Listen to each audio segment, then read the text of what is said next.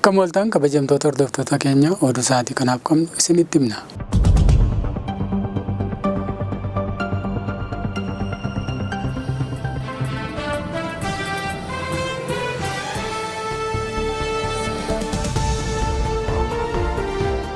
Godina Arsiitti maatiin qabsaa'otaa sababa tokko malee hidhamaa jiraachuun dhaga'ame. Kibbabaa Oromiyaa godina Arsii aanaa Muuneessaatti haati obbo Daraaraa Lammii fi obboleessi obbo Daraaraa Lammii sababa tokko malee hidhamuun dhaga'ame. Obbo Daraaraan miseensa gumii sabaa ABO kan ta'e yoo ta'u, nama qabsoo karaa nagaa gaggeessaa jirudhas. Haa ta'u malee sababa tokko malee haadha isaa ganna 65 kan taate Aadde Zayin Guyyee Tufaa fi obboleessa isaa ganna 25 kan ta'e Roobaa Foggaloo poolisii sababa tokko malee haadha Muuneessaatti hidhuu ONN mirkaneeffateera. Akka miseensa maatii irraa odeeffannetti maatiin obbo Daraaraa bara bulchiinsa mootummaa badhaadhinaa kana qofa marroo 8 hidhamuu nuuf mirkaneessaniiru.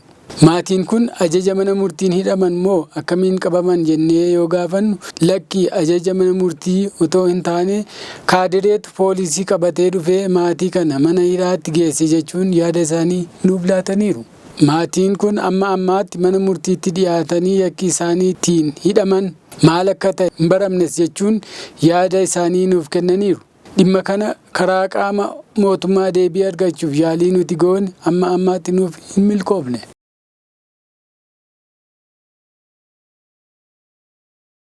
Lammiin Eertiraa daddabarsa namaan to'atamee ture manni murtii idil addunyaa himata irratti banuun beeksise.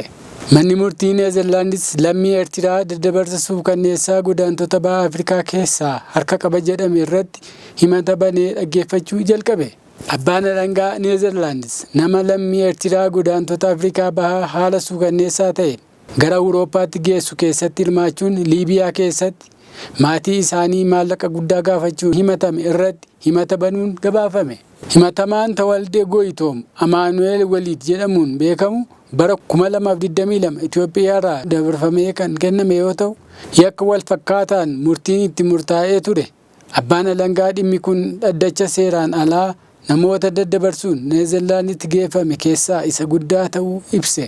Gareen gargaarsa baqattootaa lakkoofsi dargaggoota Eertiraa biyyattii baqatanii ba'anii dabalaa dhufeeruun kunis sababoota tajaajila biyyoolessaa dirqisiisaa hojii humnaa miidhaa saalaa fi dararaa Eertiraa keessatti isaan mudachaa jiruu fi jedheera. Zohiraan Maandaamiin kantiibaa Niw Yoork ta'uun filatame. Zohira Maandaamiin nama Afrikaatti dhalatee amantaa Musliimaa umurii xiqqaan Niw Yoork keessatti pirezidaantii ta'uun filatame. Dargaggeessa ganna 34 kan ta'e Zohiraan nama amantii Musliimaa yeroo jalqabaaf Niw Yoorkiif kantiibaa ta'edhas jedhan. Zohiraan paartii warra Dimookiraatoo irraa yoo ta'u, namni kun pirezidaantii Tiraampiin akka malee kan qeeqamaa turee fi yoo darbe fandii anarraa hin argatus jechuun tureera. Filannoo Sadaasaa 2025 geggeeffame irratti dhibbeentaa 50 ol argachuun morkattoota isaa injifachuun kantiibaa Niw Yoork 111 ta'uun filatame. Zohiraan haasaa taasiseen tajaajila uummataa kunuunsa daa'immanii fi kiraawwan manaa irratti akka hojjetus haasaa isaan waadaa galeera.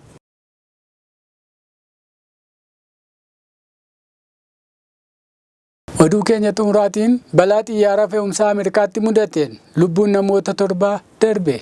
Ameerikaa bulchiinsa Keentaakiitti xiyyaara idil addunyaa Luwisviil Muhammad irraa ka'aa ture kufee caccabuun lubbuun namoota 7 darbe. Bulchaan Keentaakii Aandii Beesher akka jedhanitti balichi qibxata galgala kan mudate yoo ta'u, xiyyaarichi erga ka'ee booda baay'ee utuu hin turiin dho'uun kan uumamedha. Balaa kanaan lubbuun namootaa darbeen alattis namoota 11 irratti miidhaan kan qaqqabee fi baay'inni namoota du'anii dabaluu akka danda'us eerameera. Boba'aa gaaloonii 38,000 fe'ee gara Honoluluutti deemuuf kan ture. Xiyyaarri kun daandii ittiin ol ka'u irraa siigaatee gamoowwan naannoo jiranitti rukutamuun dhaabbilee daldala 2 mancaasuun ibidda guddaa uumeera. Ibidda balaa kanaan uumame garri caalu kan to'atame yoo ta'u, sababa balaa kanaa baruuf qoratamaa jiraachuunis eerameera.